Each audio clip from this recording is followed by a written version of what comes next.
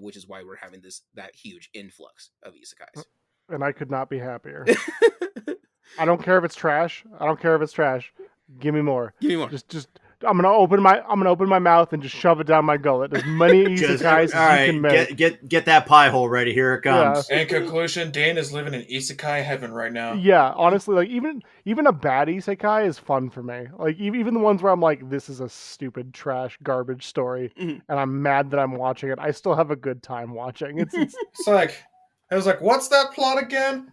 A dude goes into another realm, gets turned to a venom machine. Son of a bitch, I'm in. 100%.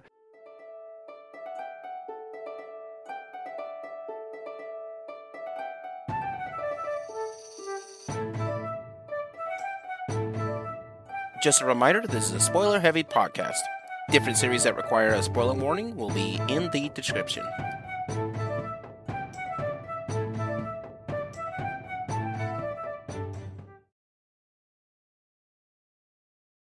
Hi, everybody, and welcome to another episode of Gaming Theater Podcast. Today's episode is going to be a brief history of isekai anime and storytelling style.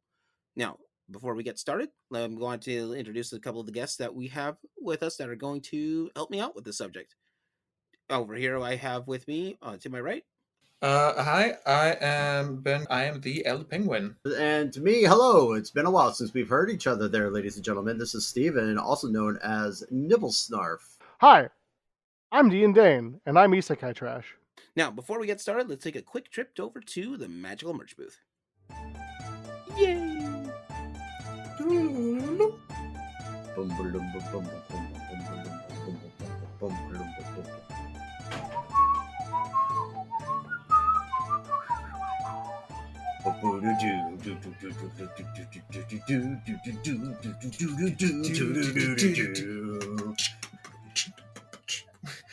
Here we are in the magical merch booth, and unlike our normal magical merch booth stuff, it looks like we just have a bunch of notes here left over from our host before. We just have a little bit of notes over here. And what these are is just letting everybody know what's kind of coming up. In November, there's going to be a large list of different charity events that are being ran by both Gaming Theater and various people who are running the Gaming Theater, most of it for Extra Life that's coming up. Now, that being said, keep an eye out. We'll be sending out different links and information about each person's Extra Life plans, especially for D&Daine and for the Zombie Hand, and even one that's being ran by iGaming Theater itself. So keep an eye out for those. Catch you up with that in X, or which formerly known as Twitter, and also on Facebook. We'll keep sending those messages and keeping them going. That being said, let's get back to the show.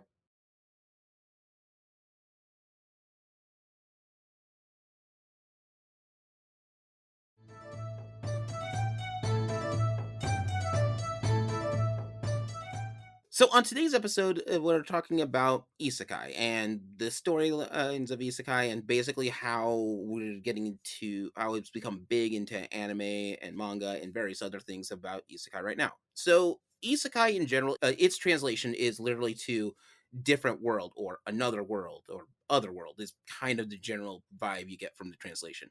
But isekai as a genre is not in a foreign concept. This has been around for millennia as written stories.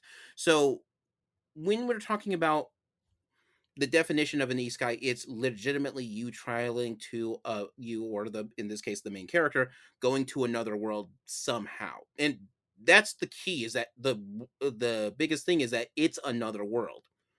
The most defining aspect of it is your sense of rules of how the world works does not apply here. So like the most common trope for that is magic is a real thing now, or stats, or such.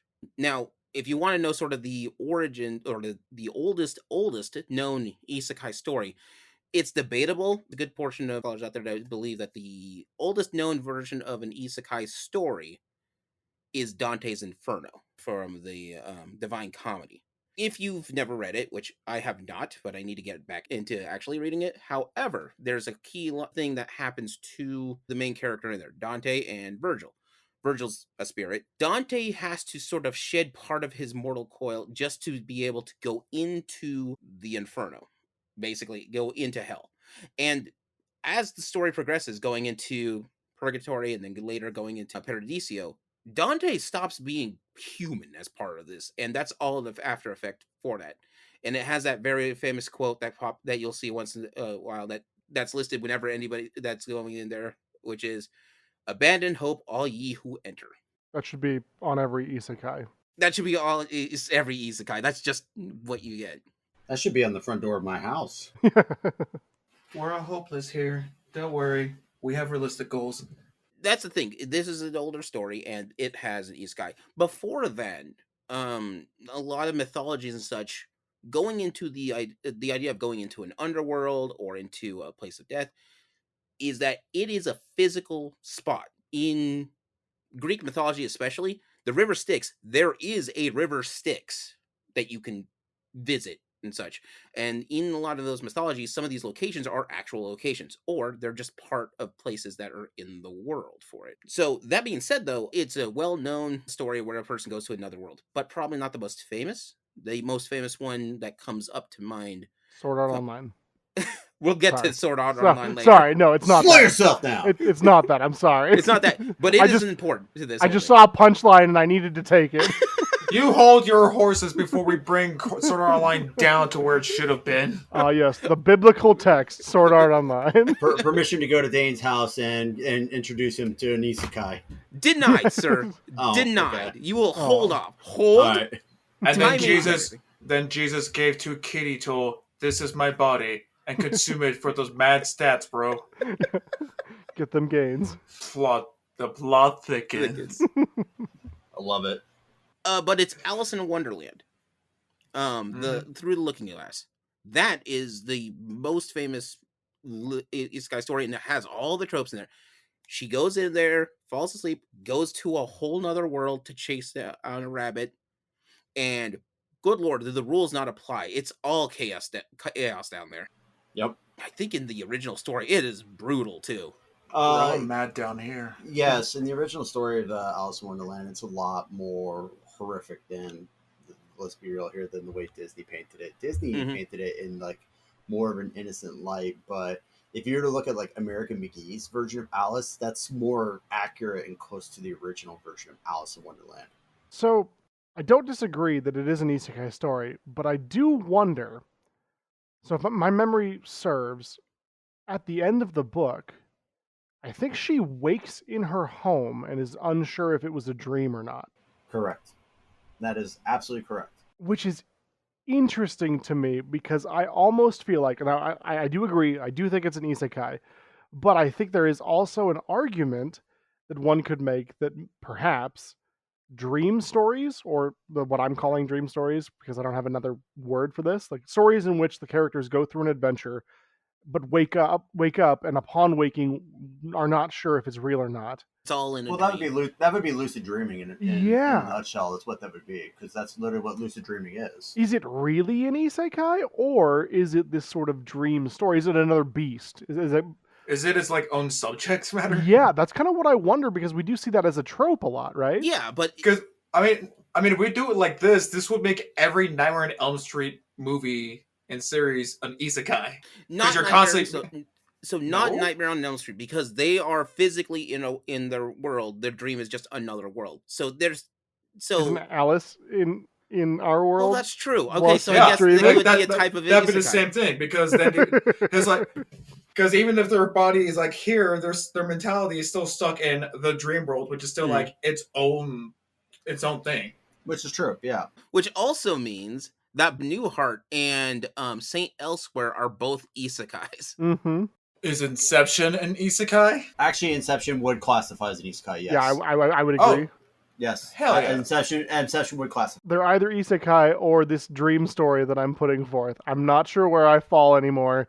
I thought I had a grasp on it, but that is interesting to me. It's like the isekai path. Maybe you're going to sleep. Maybe you got hit by a truck gun.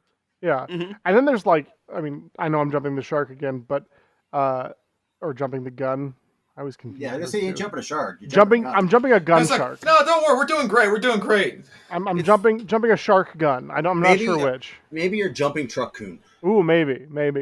But like Inuyasha's really weird because she's awake and she goes back and forth between worlds. Yeah, between Yes worlds. and yeah. no. So in that one, I wouldn't say that's not. I wouldn't call it Inuyasha more of an isekai. I would call that more just time traveling, because the events that happen are still a part. Like technically, for an isekai to be a thing, it's got to be that they're going back into. They're getting teleported to another world altogether where all the rules of magic and whatnot apply. But in this situation for Inuyasha, it was like she was just getting sent back to feudal Japan before like the age of demons had died out and whatnot. So like while magic was still a thing and so were holy powers, I would say that's more time traveling, because they like you still see the remnants of that there in like, and even in Yashihime when they when the daughters and of Sashomaru and end up in the present, you still see the influences of the past from there. So I don't know if I'd call that one an isekai, but I would definitely call that time traveling. So do they confirm that that's actually a portion of like the past? Yes. That's feudal. Okay, so then that's more of a time travel story. So Yeah, that's what I would say. So let's break this one down a bit. So come down here before we get crazier to the rest of this. Yes, so yes. when you Before we have- go isekai to our own podcast. so when you late. have an isekai story, you're traveling to another world. So it's different from our own. This is important because like you have to go through basically other dimensions, and the reason why that's important is because certain stories, like if it's physically you going to another world, Star Trek, not an isekai. Same with Farscape or Star Wars, because they all exist. Star Wars even has it in its intro. It's in a galaxy far, far away. It's here, just over there. Yeah, I mean, like metaphorically speaking, right? Anakin is taken from a world in which he knows one style of living and one way of life, and he is thrust into a completely different way of living, that the path of the Jedi, right? I would say, yeah, but I would say that's more. I would say that that's more the hand of fate than it would be an isekai. Or like Hero's Journey. So, I think you're yeah. probably right, but I think it's a funny argument. It is a funny argument, but actually, I was actually going to stop you, Leo, because you're actually technically wrong on the Star Trek aspect. Remember, species 8472, they came from liquid dimension. They actually are in a different dimension. But okay. they're in a different dimension, but all the stuff is happening in our dimension. So Well, they still go to that dimension at one point, though. They actually do end up in liquid space. So that's not the whole story of Star Trek. No, you're right. That is You're two not. episodes. Two episodes. I'm just saying it does happen Two in Star isekai Trek. episodes, Okay? perhaps? Where will giant say- magical truck-coon Enterprise style runs into Voyager. And I will say, with Star Trek, Yep. you do get a lot of different types of episodes, right? There are a couple of times where they go to the holodeck and you have a murder mystery or like a detective episode. So yeah, I think saying that Star Trek has some isekai episodes does check out to a degree. Having an isekai episode and isekai storyline for your whole thing, two worlds apart. All right. If that's the hill you're dying on, then all right. Time travel also does not play into effect into this. You're still in the same world. You're just either earlier or later, depending on what the time travel story is. Well, I don't disagree, but I've been thinking about the Inuyasha problem in my head. Because Inuyasha is a problem in this one. It is. It is. Because while she is just traveling back in time, that is fact. That is 100% actual. But the past she's traveling back to is different than the past that she was expecting, right? Because like right now, if you took Dane and teleported me to, feudal Japan or like colonial America, and there were like pterodactyls or whatever, like demons, I would be a bit shocked. Yeah. I'd be like, I didn't think we had those during the Revolutionary War. Pterodactyl riders. That, or maybe what the scholars in Japan had been writing about the yokai and the onryos and whatnot had actually been true all along, and we just took it at bullshit value, and then all of a sudden, whoa! They were lying! It's like Turns out the cryptid tales were the actual history books. Yeah, Exactly. like Paul Bunyan's out there just like roaming around. Chopping wood. Yeah, like big giant man.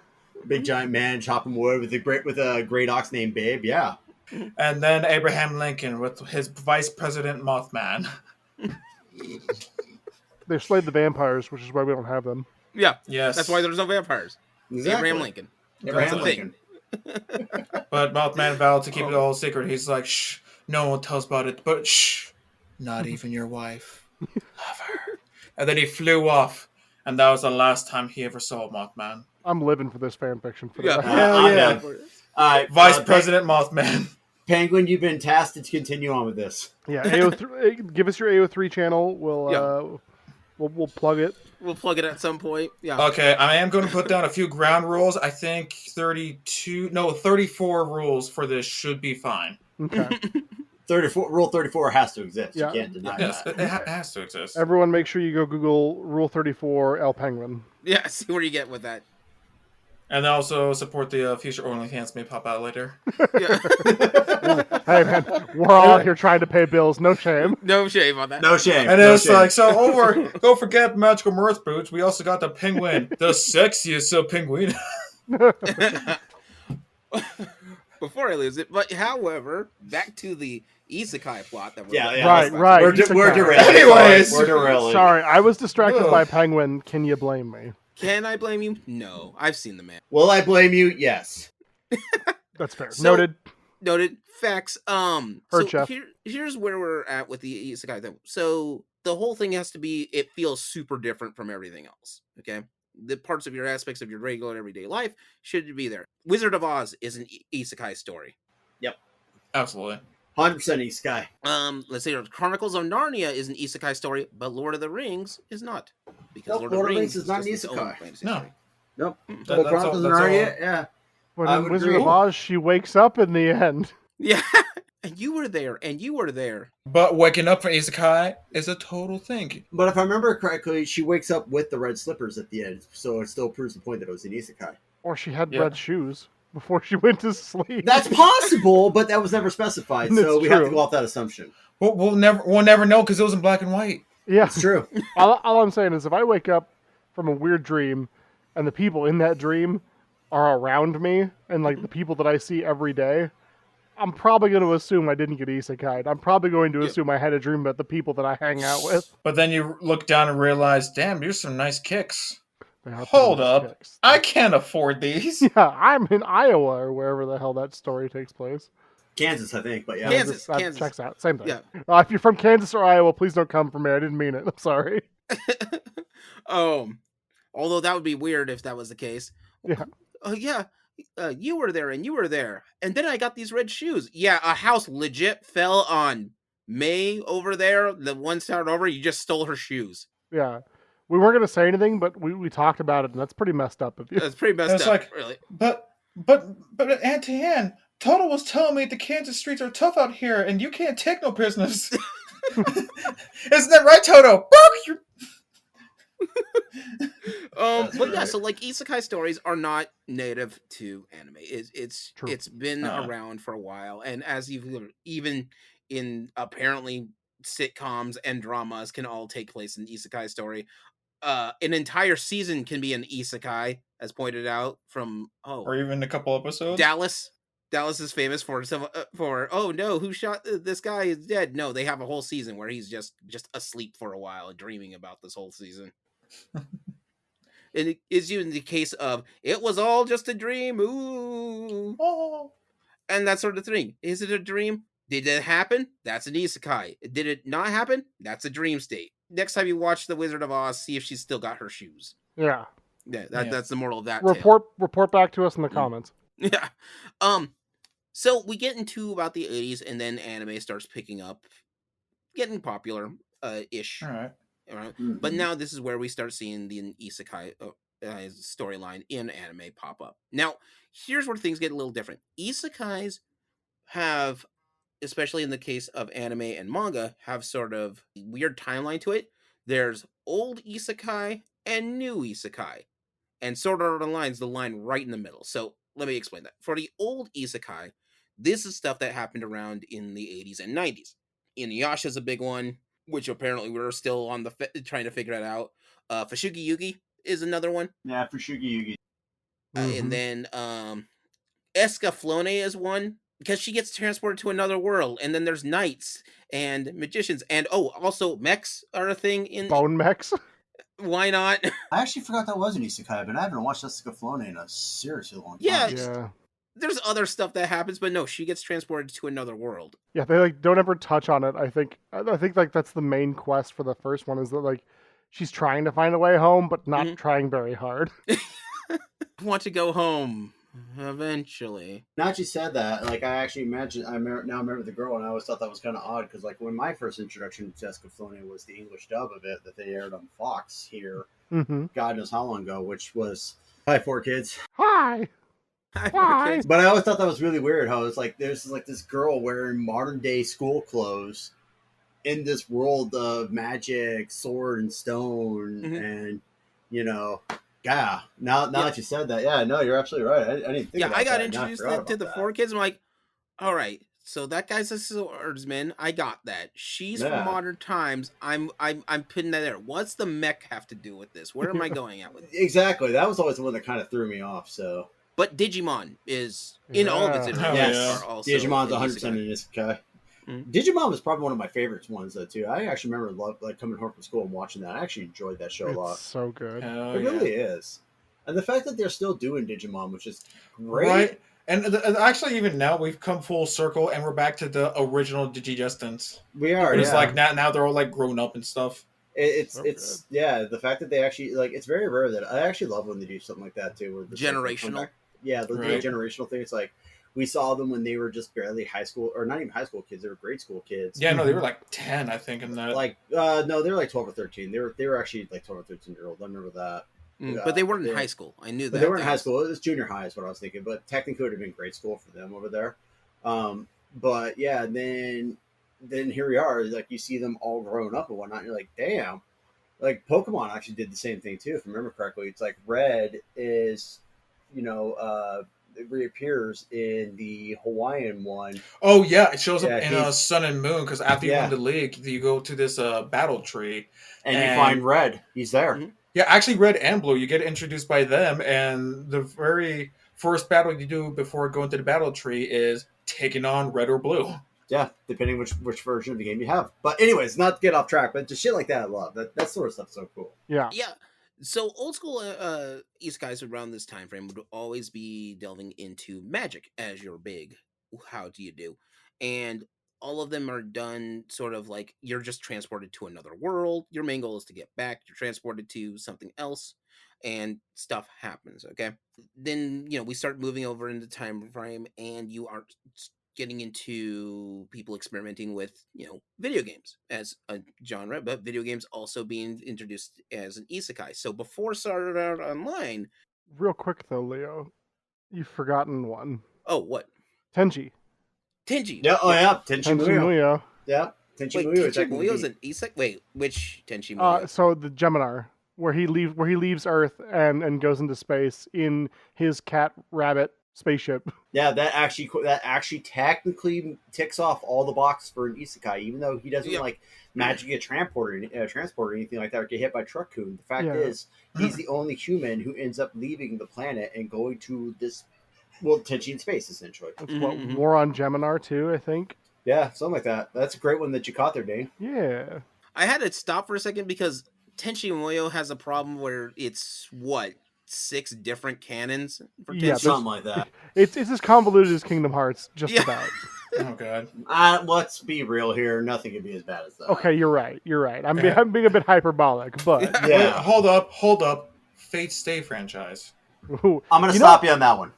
I almost feel like Fate makes more sense. How many Sabers and Arthurs are there? Well, that are and are not related, or the same person, or not the same person. Okay, so like that one's not technically an isekai, obviously, but I mean the reason why that one I'm going to kind of step you on that one. Well, it's not really though. It's nobody gets transported to a different world. That's just these are people who were historic figures who died and then ended up coming back to be summoned for battles. Their only purpose is to just fight these battles and then disappear after that. So, but you do use their parts of their body or their equipment to summon them. I guess for them, they're the ones who are isekai. Actually, what does that mean? They're getting isekai at this point? Because like they died and then they woke up. I would say that's a reverse isekai then. Let's get their POV. Yeah, that's a reverse isekai. I was like, I feel like we're starting to find the loopholes and blurred lines of isekai because now I'm starting to think of like cartoons at this point. It was like, wait, do realms and dimensions also count as isekais? No, a multiverse does not count as an isekai. That's just a whole different spot for itself. So the Dungeons and Dragons cartoon is an isekai. That one's an isekai. That's Dungeons an isekai. Yep. I almost forgot about that one. So was fuck. There's another one too. That's technically an isekai. Code Lyoko. That's also Yeah. another Oh, isekai. Yes, Yeah, Code Lyoko is an yes, isekai. because Yeah. the whole like cybernetic world was like its own thing. But hmm I was also remembering Chalk Zone. Yeah, that's another one. Yep, Yeah. Chalk Yeah, Zone. like the literal world of chalk. That apparently they can just influence with anything they erase. Everything's an isekai. Everything's an isekai Eh, now. Everything's Uh. isekai. It's just a matter of, do you know where you're going to next? Mhm. Is heaven an isekai? I mean, It's It about to depends on the be. isekai. it's a different realm. It's a Yeah, different realm. technically. The time I died and met God? Coming soon to Crunchyroll. Crunchyroll, please sponsor us. That's, But yeah, Yeah, so sorry. isekai. You're fine. I mean that'd be a hell of a sponsorship. I I'd be down mean, for that. I know, Oh, I yeah. know, I know another one I could call out there. That's an isekai. That was American cartoons, which is weirdly enough, Transformers actually would be an isekai. If you think about it, they're not from our world. They do come from a different location altogether, and then they have to travel across a dimension to get to us. But wouldn't No. that be kind of the same rules as Star Wars, where it's like Yeah, that's more of like an there's adventure just- distant? Because that No, feels I like guess more of so, like an yeah. adventure style, because they're in the same like world universe, but it's just they're from a far distance. Yeah, no, you're right. I guess it'd only become an isekai when they did the crossover with GI Joe because they weren't part of the same universe at that point. So Yep, Oh my- it is kind wait. of interesting. Hold up, but since you mentioned the whole like GI Joe cartoons, would this mean that the Ninja Turtles got isekai to each other's world? No, except for one case. So I'll get to that. So in every case of Teenage Mutant Ninja Turtles, they are always a type of multiverse. Each story is unique from the other, and they are completely multiverse. However, in almost every single iteration, Usagi Yojimbo goes from his universe of nothing but anthropomorphic animals and shows up with the turtles. Mm-hmm. yep, that's the isekai right there. Okay, That's your So- isekai short story. so multiverse are non-isekais. Yeah, Correct. multiverse is not isekai. They're or else- essentially just their own subjects. Because if we were to say like multiverses were an isekai, then you would have to list off every single one of the Marvel films. At that point, Oh, God, God. man, fuck that.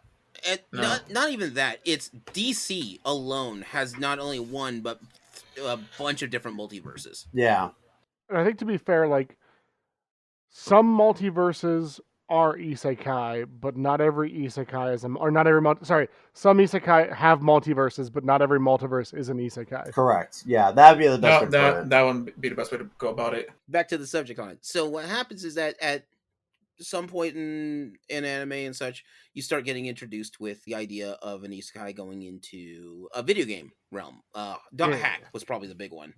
Oh yeah. So good. And yet, it still makes me like, even though like Dot Hack is one of the big ones, it's still not one of the first ones. One of the first ones is the one I told you last night about, Leo, which was Secret of Evermore. That is an isekai, 100%. And as a video game, yeah, that's an isekai. In Secret of Evermore, you travel from world to person's world to world to world to world. Yep, and your dog keeps changing every single time you go to a new world.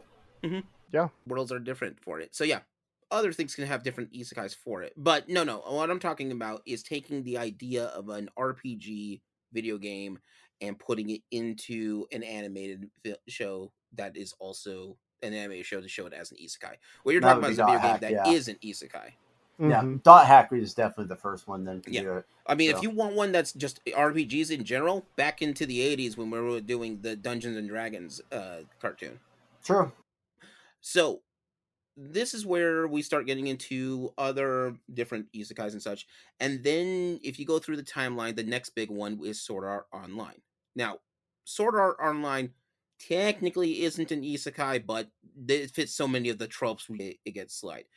Out of curiosity, why? What disqualifies it from being an isekai? Because they're asleep. Yeah, but they are in Dot Hack as well. Not Dot Hack. Only one person's asleep. Dot Hack is actually they go in and out of that world on a nonstop They basis. log So, in, they go out. But yeah. so for the same rules that Sword Art Online counts is the same rules that Dot Hack and Dot Hack. Okay, because like Tsubasa, who I would call the main character of the original Dot Hack Yeah. anime, Tsubasa. Yeah. yeah, is stuck Mhm. in the video game world. Yep. Yeah, they are stuck. For them, it's an isekai. That's an isekai for them. Yeah. Where in like Sword Art Online, they're even though they're Everyone's tech- stuck. Yeah, I mean, but even though they're all stuck, they eventually get out. Yeah. Yeah, So But It's because they have to, because they're all stuck and they have to spend so much time in there. They're stuck in another world. Yeah. And that's what makes it sort of the grounding point for an isekai. But Sword Art Online is considered the big major isekai for it because this is where things turn. Now, after Sword Art Online, you start seeing different tropes and things for video games, and video games being adapted to stuff. And then you have the modern isekais, which is what we have right now. So the reason why this comes up as a thing, it has to boil down to Sword Art Online, is Sword Art Online came in at a very particular time in anime. Light novels were starting to be converted from their original writings to anime. Sword Art Online just happened to be the most popular one. And since Sword Art Online happened to have this huge popular following, more light novels happened to be converted over. And so there's this thing with isekais where a lot of people think that isekais are not a good storytelling moment, and that's not true. We just got flooded with a whole bunch of them because isekai stories are very popular in the light novel genre, and light novels are being moved into anime, which is why we're having that huge influx of isekais. And I could not be happier. I don't care if it's trash. I don't care if it's trash. Give me more. Give me more. Just I'm gonna open my mouth and just shove it down my gullet. As many isekais as you can make. Get that pie hole ready. Here it comes. In conclusion, Dane is living in isekai heaven right now. Yeah, honestly, like even a bad isekai is fun for me. Like even the ones where I'm like, this is a stupid trash garbage story, and I'm mad that I'm watching it. I still have a good time watching. It's I was like, what's that plot again? A dude goes into another realm, gets turned to a vending machine. Son of a bitch, I'm in. 100%. Well, I mean, like, and maybe it stems from the fact that I too want to escape this world that we live in, Yeah. and that sounds pretty all right. Like death video game, if that's the way it has to happen. I gotta go. Hit by a truck. Well, all right. As long as I can guarantee that I'm going to be transported, that's the key. thing that I don't want to on. just be hit by a truck. Yeah, I don't want to die. Don't get me wrong here, but like, I will take getting hit by a truck if it means I can go learn magic in another world. Like there's gotta be something in it for you though, and it's Yeah. listen, I'll take the pain if the travel expense is paid for. If you get my drift. Yeah. Like, I'm not interested in being isekai to heaven if it exists, right? But like, a magic world with elves and whatever. Like, okay, that's fine. I'm kind of in. Let's do this. But again, it's the ticket price. I really want to make sure it's comped. Yeah. But yeah, so at this point, this is sort of how we generally come up with isekai from anime. Is old isekais before Sword Art Online, new isekai is after Sword Art Online. And there's this big thing about isekai not being great, but realistically, that's just sort of an issue with trends. Okay? Like, what was it? When Marvel started making money with their cinematic universe, there was like 9 different cinematic universes getting pumped out or something like that, and only like 2 are still around now. Yeah, everyone had a multiverse for a while. Yeah. Oh, God, yeah. At least everyone was trying to go for their own We call that big the multiverse war. Which is weird because the MonsterVerse, the one from Godzilla, is the one that's still around. But the MonsterVerse one's one that still makes the most sense, though, because kaijus are always kaijus. And let's be real here, we all love the idea of just big-ass monsters wrecking shit every single day. But you also have, like, Kamen Rider, who's a guy in a suit. Like, yeah, exactly. He's just chilling. Like, you got the EVA unit, you got Godzilla, you got Ultraman, and then there's Kamen Rider, and he's like, I got a motorcycle, let's do this. Right? And it's like, guys, I'm in this too. And don't get me wrong, I love Kamen Rider, and I love that he's involved in that, but it does feel a little bit weird where it's like, Godzilla, this great beast that shoots lasers, Ultraman, a giant crime-fighting superhero, EVA Unit 1, an angel, maybe? And then it's like, this guy! What's up? He rides a motorcycle. Yeah, he kicks things. And his coolness factors goes up infinitely. I saw somebody break it down once. He goes, like, remember when Halo and when Call of Duty 4 came out, it was a big thing? Remember the last really big first-person shooter? And the weird thing about that, too, is, like, it's not like its first-person shooters ever really died out. They've always had a pretty big trend. Always been around. But there used to be a time where the first-person shooters, were shovelware almost. Oh, yeah. Like, we're like the thing. Well, you take games like Tech War, which, I mean, let's be real here, that was garbage first-person shooter. You take Oh god, there's a whole slew of them. Postal, as much as I love Postals were bad. Mhm. Okay, the Postal games were terrible. They're fun, but they were terrible. Then you had the really good ones that are out there, like fucking Blood. Blood was a really good first person shooter. Obviously Doom and Duke Nukem back in the day, so they were classics. But then Mhm. it's like anywhere in between, you had to basically cherry pick what you wanted for a first person shooter. Were you into mechas? Then BattleTech was a great first person shooter. Mhm. Were you into horror? Then Clive Barker's Undying was a great first person shooter. But But yeah, it's like, they took yeah, aspects of it. Mhm. But there was a point, and you'll see this whenever any big media becomes a trend at some point. They're just going to it'll hit some kind of shovelware type thing going on. yep, Mhm. Like Isekai. Like Isekai. Isekai. Yeah. Um It's like, well, once they find that new latest thing that's popular, it's like, oh, and now everyone's gonna hop on that boat, and we're just gonna see who is gonna be the final survivors. mhm. I hope it's me. Oh, what was it? Young adult dystopian novels when Hunger Games came out? Yes. Yeah. Oh Oh my my God. god! Because what was it? It was that. There was also Divergent, Divergent. and- There's Divergent, Jupiter's Fall one. Jupiter's Yeah, Fall, yeah. yeah. Jupiter's Fall. Ready Player One, that was another Mm. one. Okay. Although that also Ready was- Player One could also be argued as Isekai too, but yeah. Oh, Mhm. sure. Was Ender Games one? Ender Game was one, yeah. Ender Game was another. Ender Okay. Game is a much older book though.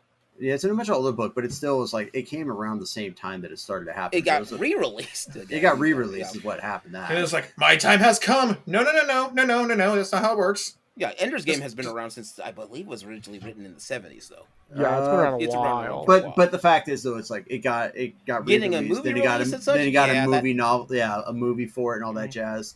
Like it only happened because this trend took Yeah. off. And the Yeah. author was like, "Oh, hey, I have a way to make some additional money. Let's re-release Ender's Game. Let's get a movies deal out of this sucker, and then move on." Same thing could be argued about the trend of like Five Nights at Freddy's, where you saw nothing but shovelware copy Oh, yeah. paste of Five Nights at Freddy's. The amount of those shock ones, yeah. Yeah. So yeah, Stay tuned for our shovelware podcast coming out soon. Oh boy, I'll be ready get for your that shovels for that one. So yeah, but that's the thing. It being a trend is just a trend. That's all it is. Everyone hopped on the bandwagon way too fast on that, and now we have that. But isekai as a storytelling, a lot of my favorite stories have been isekais. Like one of my favorite ones is actually a British show that only ran for one season, and they had an American version of it called Life on Mars. Dude literally gets hit by a car and then it goes into another world, which everything is 1975. That's awesome. I've never heard of that. Yeah. It only ran for the British one ran for one season. The American version ran for 2 seasons. And the guy, which was really cool take, which I wish they kept up. So in most isekai storylines, they realize they're in another world and they gain different abilities and such. So you have your isekai tropes where in old school isekai, people would go into this other realm. They don't get any other special cool abilities. They just have to adjust to this other realm. And they know that since they've gone here once, there should be a way to get back. Okay. And that's the majority of a lot of their plots for old school isekais is I need to get back. And one of the tropes in that is that they have an OTP, they start falling in love, and a bunch of stuff like that. In Life on Mars, which is one of my favorites, is because he's a detective and he spends half the time trying to figure out what happened to me to be isekai. He's got like a chalkboard list of did I get abducted by aliens? Did I get kidnapped by the government? The only thing he's like crossed out is did I have bad food? No, because this would have ended by now. And so like he has all these things, this list, and he's dealing with a mystery while it's a procedural cop show at the same time. It was one of my favorite shows, and I popped into it for a little bit while it was on. But then there's been this trend in modern isekais where things are starting to not die down in isekais as a genre, but get better. We are recognizing the same isekai tropes, especially for modern isekais. You have a male protagonist, goes to another world. A lot of times they were kind of failing something in their life in the regular world, shows up on the new world, and this skill or ability that they have typically playing RPGs and dating sim games is something that they can translate here and it becomes a useful skill. Yeah. But then you have a bunch of characters who are just sometimes just crazy overpowered for some reason. But it's a big power fantasy for a lot of writers. Yeah. Kind of a problem in some cases. And if you've listened to our things on Superman, the biggest problem with having a Superman-based like character, which is really, really powerful, isn't the way that you of his powers; it's how you write them to make it meaningful for it. Mm-hmm. Giving the person the power to basically be invincible means absolutely nothing. There's no point behind that. At that point, you're literally just power fantasying the story, and it's just not that interesting. Mm-hmm. Like at that point, they're just strong for the sake of being strong. I definitely think with a lot of characters, the power fantasy is understandable. Oh right? yeah, In that, like, you know, who wouldn't want to go somewhere where they are, they are the hero of legend, and everyone is super invested in what they're doing. They feel important. They feel a sense of purpose. They get some special abilities that make them different than others. I mean, that's something that I think a lot of people really vibe with. It'd be unreasonable to say that. That'd be that would be wrong, because that's not wrong. That's very true. A lot of we people all want to feel special. Well, everybody wants to escape reality, so escaping reality sometimes be that just what you just said, Dane. That's just how it is. That's an escape. That's why we play video games. That's why we turn God mode on in Doom and rip and tear demons until it's done. Yeah, exactly. Like, there's a number of reasons, and it is cookie cutter, and I don't mean to say that it's not, right? Yeah. A lot of the same tropes you see in a lot of different anime, both old and new. But for some reason, I don't know, maybe it's just because of my own desire to see the world and explore different places and make lasting relationships, whether they are platonic or not, really just kind of, I don't know, vibes with me. Yeah, it resonates. I get the feeling. I mean, I haven't seen the world myself, but I feel like I've got some pretty lasting relationships with people from across the world. Yeah. So I get the vibe. I get the understanding of it. Yeah, so like totally understand it. Unfortunately, when you have a ton of writers all getting animes that are all being based upon the light novels, and Isekai is a very popular genre, which has a lot of the same tropes, so they all do that. It just gets old. Gets overdone. That being said, though, I believe even this year, like some of the best anime that came out are isekais. It's true. I know I've been hooked to Jobless Reincarnation. Jobless Reincarnation. Jobless Reincarnation. I'm trying to remember the rest of the title of that. Mushoku Tensei. Yeah, thank you. Yeah. Production team that wanted to do this wanted to dedicate it so well that the production team has one anime that they're working on, and this is it. Yeah. That's great. Yeah. That's how you know it's getting all the love in the world. But then apparently there's an anime about I went to another world and and I'm here with my cell phone. Yeah. I have yet to watch any of it, but from what I've heard, not the greatest that's out there. Well, I feel like a lot of the characters can be, cookie cutter, right? Where like you have a dark-haired, masculine presenting protagonist who goes to a world where everyone falls in love with him. Yeah. And like, it doesn't matter if he's got a cell phone, if he's got the dragon sword of legend, or if he's, the most powerful mage in the world. Like, whatever situation they find themselves in, it doesn't matter because they are the hero and they are, by and large, the same. You could, for a lot of these shows, you could take the protagonist from one show, pull them out of that show, and put them into a different one, and there would be very little change. That's actually funny you say that, though, because then you have that, and then you have what I like to call, and Leo knows what I'm about to say, the reverse isekai, where you have isekai ojisan, where the main character is not good looking in any way, shape, or form, and is treated as such. So he's not that masculine character. I mean, he still gets kind of a harem, but he doesn't even understand he has a harem because because if you follow the plot of the story, he basically gets hit by Truck-kun as a kid, gets sent to this other world. And he thinks all of it is kind of like, because he doesn't understand the concept of yandere, he doesn't understand the concept of harems, he doesn't understand the concept of any of that because he was Truck-kun before all of that became popular in anime format.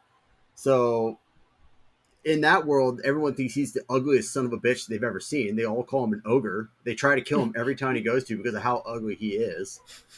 And he ends up getting like his own kind of harem, but only because he just helps them out.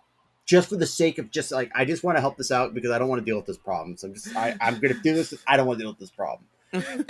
Don't kill me. I swear I'm just ugly. Yeah. But everyone thinks he's an ogre. They actually will just call him an ogre, even though it's just this really ugly dude.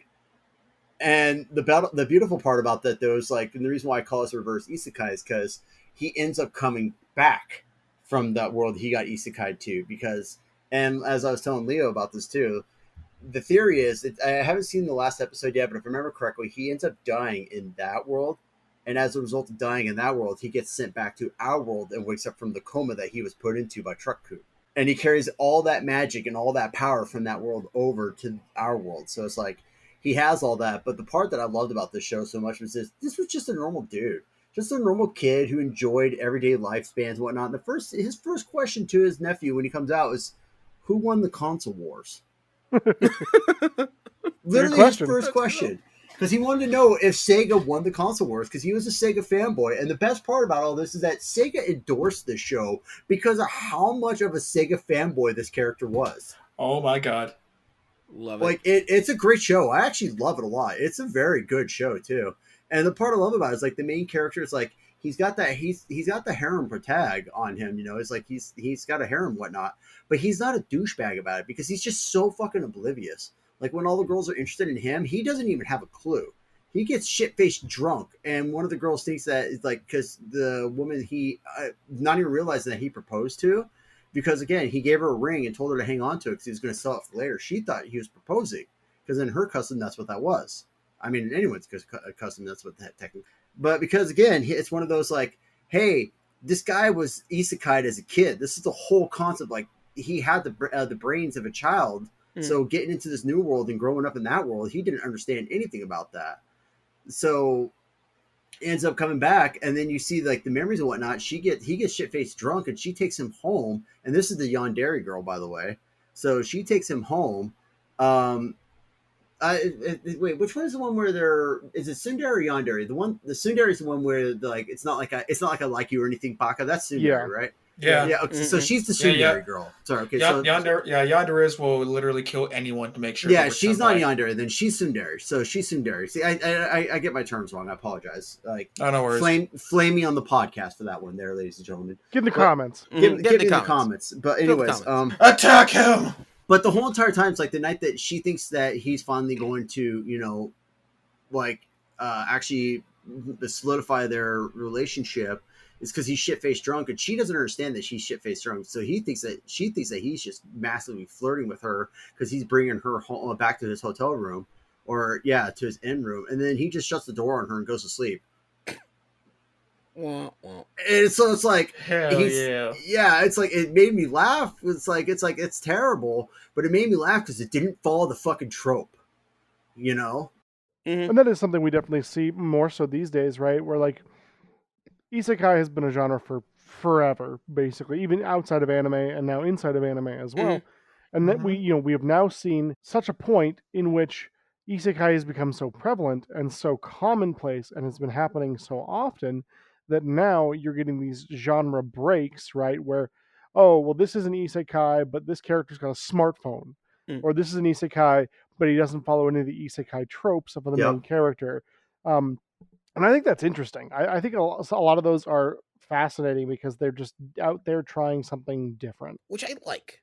Me too. That's the reason why I loved it. It was 100% different. I think that's the main reason why I fell in love with that anime, and I recommend it to anybody. It's a great comedy. Is The Devil is a Part-Timer, is that also also a reverse isekai? Yes. They come here. Yeah, I think it is, because yeah. I mean, it kind of depends on if you consider hell a part of our world or not. But it's like, I mean, we did say getting heaven is an isekai, so it's like, why would hell classify? Yeah, and it's like, I got shot in the face. That was meaning God, and then Lucifer appeared. Coming soon to Crunchyroll. Hell is the worst isekai. If you ask me, that sounds terrible. That is the terrible isekai. A whole ass dimension. Now, if you're ever wondering, and I did do the research for this one a bit, where you keep getting these long titles for, like, these series for a good portion of them, that's mostly because they're based off of light novels, and light novels have long titles. From what I could find, it's essentially the literary version of clickbait. Yep. If it can describe what's taught, you're like, maybe I want in on this. I'm so glad you brought this up, Leo. I can't say favorite because I've not read it or watched it, but in 2021, there was a light novel that was released whose title is 196 pages long. Oh my god. And funny enough, It's an isekai, and if I may, I would like to read just a portion of this title. Have the podium, Yes. sir. Here's the Well, mic. Enjoy. Let me Dear just mute myself listeners, real quick. my fellow podcasters, buckle up. I gotta mute myself for this. My life is just as wrong as I expected after traveling to another world where I'm surrounded by cute girls at a magical high school, and I'm also the fabled hero of legend. But before I tell you that story, I have to tell you this story, in which I was walking along with my unbelievably, impossibly cute younger sister who doesn't like me at all.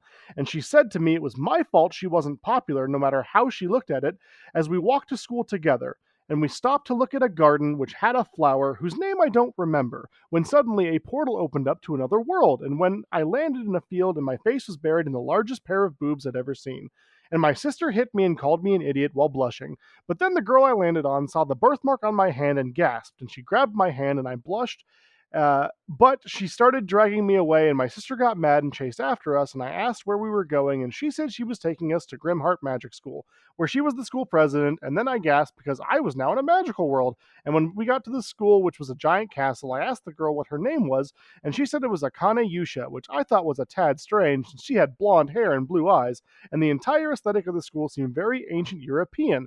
But I forgot about all of that when she told me that we needed to see the headmaster because she had been taught that the mark on my hand was a symbol of the reincarnation of the legendary dragon hero of legendary literature, and I said that was a cool thing to be taught because at our school, the only book we learned was Atlas Shrugged, and she asked what that was, and I told her it was the book our society based its philosophy on a speech from, and she asked me to recite the speech, which I did, and the speech went, quote, "For 12 years you have been asking," and then it trails off. It continues. But that's a little synopsis there for you. And you now know the beginning of that story. So you're welcome. Enjoy that. Holy crikey. You know, I feel like the best clickbait part of that thing is just right off the bat is like, before I start with this story, let's start with another one. To be honest, I kind of want to read it. Yeah. That right there is like the equivalent of, I'd like to know how to make chicken cordon bleu, and yet, but first I need to understand the trauma that you went through to give me this fucking recipe. All those online recipes, 100%. Yes. This is exactly that version of that. Like, this story sounds like it's going to be rote and maybe terrible, but I'm interested. And that's the selling point. Am I interested? Where are you going at with 196 page of this? Yeah. God. This is beyond a run-on sentence. This is what this is. Yeah, no, it's all commas. It's honestly. all commas. And this is of course the English translation of the Japanese, so I'm sure that there may be some things that are missed in translation. In case anyone wants to try to find this, the author's name is Yuta Tanaka. And what do they short it to? Title is abbreviated as Nagai Tatoru. NagaiTatoru. That is a name.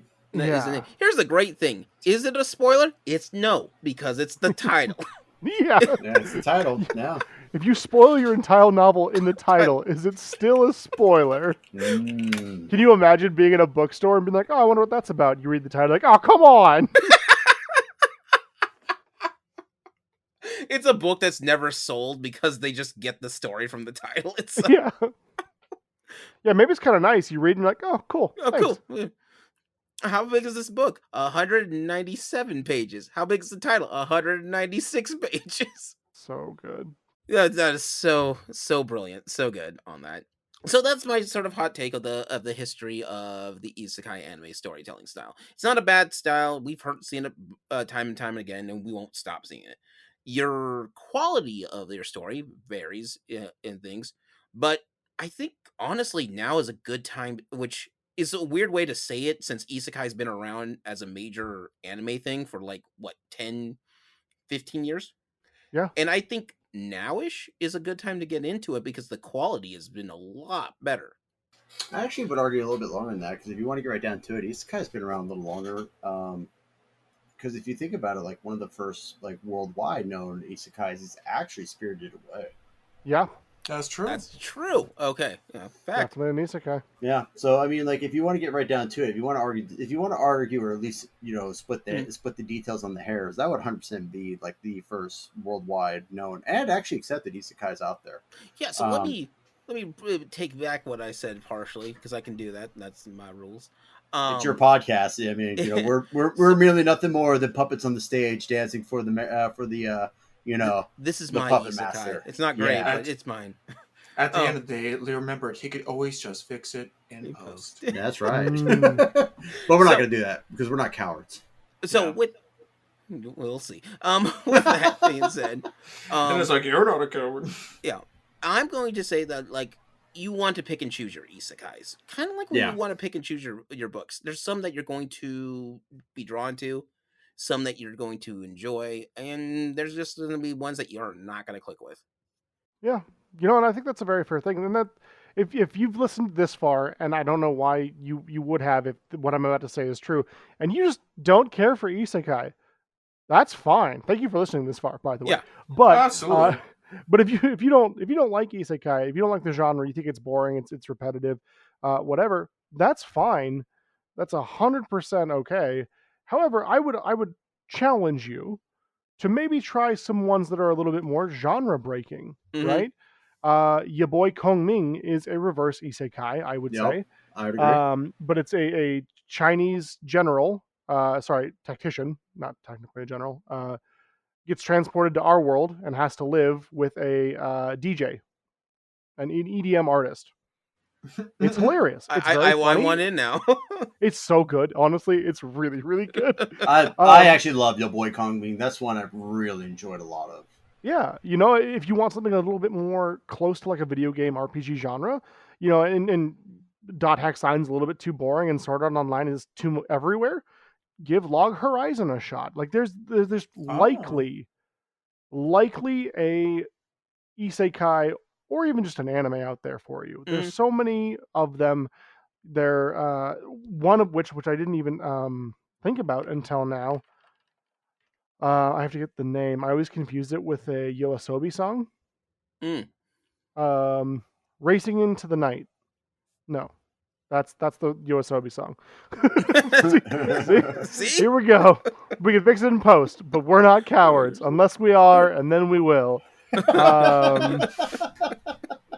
Don't think about it too much. There's our title for our isekai. There you go. Call of the Night, yeah. It's Call of the Night, in which a kid in our world sort of leaves the world of daytime. He drops out of school and he meets a vampire, and they explore the world of the night. So it's one of those like weird half isekai, right? Where he's not going to a different world; he's still on Earth, but he's exploring a different facet of our world. So like anything out there, you can find a show that you might enjoy. But if you don't like isekai, that's okay too.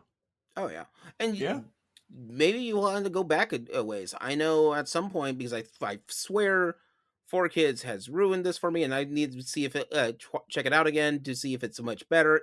Escaflone. It's been fixed. Like they fixed it in post because it was fixed 4Kids. It was fixed 4Kids, but yeah, no, that like you actually could go back and watch that again because there's not 4Kids. I forgot who did pick it up afterwards, but yeah, it got fixed in post. So I will say, the 4Kids dub opening of One Piece is way harder than it has any right being. That thing is amazing. Of all the butchering it did for the One Piece series, is like, hold on, we gotta do something right with it. What if we made an opening that slapped? Yeah, it's so good. Have you all seen, speaking of isekai, MAR? M-A-R? It stands for Märchen Awakens Romance, which is a weird title. This was back in like the aughts, the early 2000s. And I think it's done by the same dude who did, oh god, some other really popular show. Maybe Groove Adventure Rave Master. Rave Master. Okay, I remember Rave Master. I think it's the same guy, but I'm not 100% on it. But yeah, that's an isekai. It's fun. It's an adventure show. So the main character gets transported from our world to theirs and then goes on an adventure. Yeah. Okay. So I don't have a whole lot more to say on this isekai, but before we close it out, if you were to recommend an isekai for somebody, sort of which way would you go? Personally, I would go with the Jobless Reincarnation because that's the one I got introduced to which is now fueling my need to get to other isekais and checking them out. But that's because it's so one of the key things about it is the person's trauma that they have when they were on Earth never goes away, and everybody in that world has problems. It just gets kind of you still have to deal with your stuff, dude. Like, he starts off having agoraphobia, and like the first couple of episodes is him trying to leave the house or leave his yard. I mean, to be fair, leaving the house is Mhm. difficult. Oh yeah. Oh, also, wait, before we get into those ones, I want to say Truck-kun. Honestly, it's just the Yes. quickest way to get there, okay? Hold Like, on. there's other ways to go to another world, but Truck-kun will get you there quick. Truck-kun's got a high kill death ratio. Just think about that. Hold up. So since Dan wasn't around, I was talking about it. Yeah. So I don't know if you heard of this manga series called Isekai Transporter. Yes. Yes, where Truck-kun is the main character. Uh-huh. It's about time. Truck-kun deserves some It's spotlight. like Truck-kun's always just been like on the side, only like usually what only needed for the first episode and then discarded after. The disrespect. No, everyone. So Isekai Transporter is about truck drivers and their entire job to hit people with their trucks and send them to isekais. There is a whole point ratio for who they end up hitting on all that. So it's very important on who to get. Honestly, now some of these isekais, I'm wondering, just like, how many points were you worth, or what level of bullshittery did it take to like make this person in particular go to an isekai? Because I still can't help but think of, I'm like the dude who, and I'm only keep bringing it up because I'm still currently watching it. The time, like the guy that got reincarnated as a vending machine. And I was like, I wonder what were the job circumstances he had to figure out to think, all right, so I don't hit him with the truck, I hit him with what's in my truck, but it's got to happen around this right curve around here. I got this. I love it. Isn't there an isekai now that is someone gets reincarnated into the hot springs for a hot springs episode? I know that's a thing now. Probably. Probably. I mean, that sounds right. I don't know if I've seen it, but that sounds right. But yeah, taking a must be nap really or clean. getting hit by a truck are the two biggest ways to get into another world, I guess. Yep. Dungeons and Dragons cartoon. It was let's take Theme this roller coaster. Uh-huh. And it's like, man, you're the 1000th customer, really. That's the way my brain interpreted it. 1000th rider, better send him to the other world. I know we've talked about this before, but I have to, as a D&D nerd, I have to point this out. They fight Tiamat the first episode. Tiamat's, for those of you who don't know, a big old dragon lady. She's like Queen of Dragons. Yeah. Not really appropriate for a first level party. So here's the thing that I'm thinking of now. The Dungeons and Dragons crew, because there's a second episode, so they make it out of that. They do. Probably could take on a lot of other isekais on their first day. Yep. No, I mean, now to be fair, they don't beat Tiamat, just for the record. They You don't beat Tiamat. Still, pretty high praise for getting through Tiamat. Yeah. So are we going around and saying what? Yeah. If you were to send somebody who never saw anything in the isekai genre, what's a good isekai for them to go through? Mine's Jobless Reincarnation, and that's mostly if you are somebody who's against a lot of anime tropes. This works pretty well for you. Dibs last. Dibs last, okay. And Ben, what do you got? There's not many isekais that I do personally watch. I just keep getting recommended.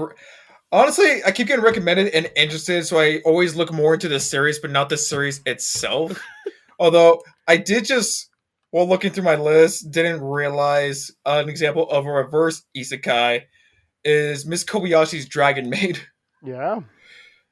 Because I now just remembered that all those dragons are from a whole different universe, and they just came over here and thought, I should serve you. It's like, it'd be fun. I don't want to terrorize villages. I just want to make you dinner and tuck you into sleep. Like, that's a cute show. It's a cute show. I like that show. Same. All right, Steven. I got two. Okay. So I'm going to spout this one. I'm also going to hit you with the flashback on this one here because one of them is I think it was a late '80s American film or '90s film, but Masters of the Universe. Oh yeah, That's an isekai. That's an isekai. That's an isekai On both actually, sides. On both sides, which I'm putting that out there. That's actually a recommendation. I would make that too. So if anybody's never seen that, like you want a cheesy American as fuck isekai based on He-Man and the Masters of the Universe, watch that. That's one right there. Yeah, but for me, if you're wanting quality, no, that is not it. No, but it's film round and round. It's a good throwback a couple beers film. Unless you're a kid, don't throw back beers. Not in until you're of age. In the same vein, is the Super Mario Brothers movie an isekai? Yes, it is. Yes, it is. Yes, it is. We all agree here. Totally isekai. No, so both Super Mario movies, the new one and the original one from the 90s, are both isekais. Yep. Amazing. Well, Mario's always been an isekai. Like, there's no arguing about that. Mario started off in working on a pipe, ended up in the Mushroom Kingdom. Boom, isekai right there. You don't get any more fucking isekai than that. But the other one I have though is, of course, isekai immersion breaking, which would then again, like what you were talking about, isekai ojisan, Uncle from Another World. Mm-hmm. That would be my recommendation if you want a comedy based off that. That's a good one. All right, Dane, I believe it's your turn now. Okay. You could have a few if you want. I whether you gave me that power or not, I was going to take it. But thank you for heading me off at the pass. You've got me. So to kind of bounce off the opposite of what the Geek Scorpio said, if you want nothing but anime tropes in your isekai, Recreators, creators, is a show about a bunch of different mangaka whose creations come to life. So you've got your punk school kid, you've got your knight, you've got your mage, you've got your mech warrior, you've got your magical girl. It rolls a whole bunch of different genres into one, and kind of in not Sword Art, Fate's Day, they duke it out. They have a whole bunch of fights. They make alliances. There's an old detective with a gun. It's very interesting. I really enjoyed that.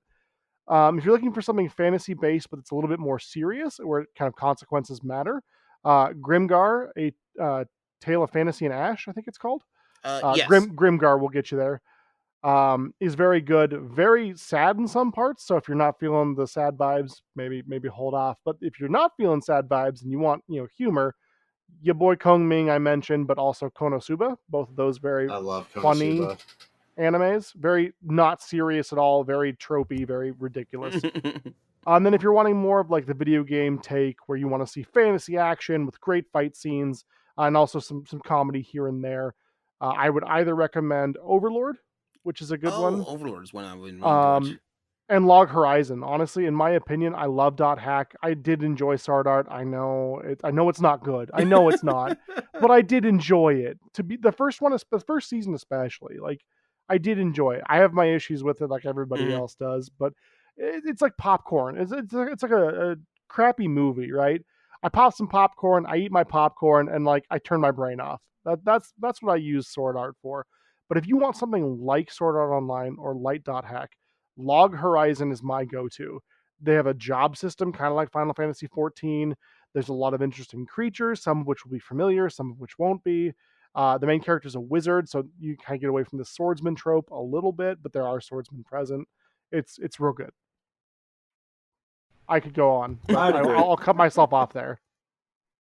But if you had to choose one of those, Recreators, I think, is one of the more interesting because it does combine all of those tropes into one show. There was one I was trying to remember. It has a witch or wizard who's has a big explosion spell, but that's the only thing that she knows how to do. That's KonoSuba. That's KonoSuba. Yeah, no, KonoSuba is. I actually did watch that. That is a good one. Yep, Megumin's a demon. She only knows one spell, and it makes things explode. It's hysterical. She can only cast it once a day too. So. Yeah, I got one move. Yeah, and that's it. That's it. I'm good. It's what do you do? I make big boom, and then that's it. That's my whole job. That's what big I boom, do. Once a day. Big boom once a day. So yeah, that in itself is about it as far as that goes. What? We would like to know, what's your favorite isekai? Let us know in the comments. We'd love to talk about it. Yeah, let us know what they are. with those comments, and that way we can check this out. Our next episode will be available October 6th. And if things go right, that one's going to be about fashion and Final Fantasy. Oh, let's go. I'm down. Outside of that being said, thank you everybody for listening to Gaming Theater Podcast. And this is Gaming Theater Podcast logging off. Bye, everybody. Bye. Laters. Ciao. Have a good one, everyone. If we're logging off, does that mean that we're going out of our isekai, or are we staying in the isekai? Oh no, we're getting Isekai to the real world. No. I think what really matters is go be the isekai trash you want to see in the world. Yeah. I don't think Truckoon's going to hit me, but I do think Truckoon brought me dinner, so I better go down there before Mrs. gets mad at me for being up for too long. All right. As Bye, I go everybody. downstairs before you get hit with Charcoon. That's right. All right. That being said, bye, everybody. Bye. Later. Have a great one, everyone. Ciao.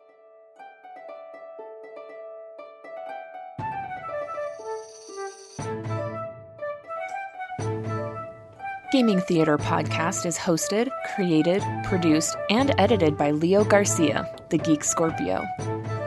Our music is A Drinking Game. Stock media provided by Stormwave Audio /Pond5. Our cover art is by Adam Parker. You can find him at ParkerGFX on Twitter. If you want to send us some money to help with these episodes, you can do so at patreon.com/gamingtheaterpresents. Want to send support that doesn't hit your wallet? Please leave a review with wherever you hear your podcasts and share our podcast with your friends. It really helps out. Thank you for listening.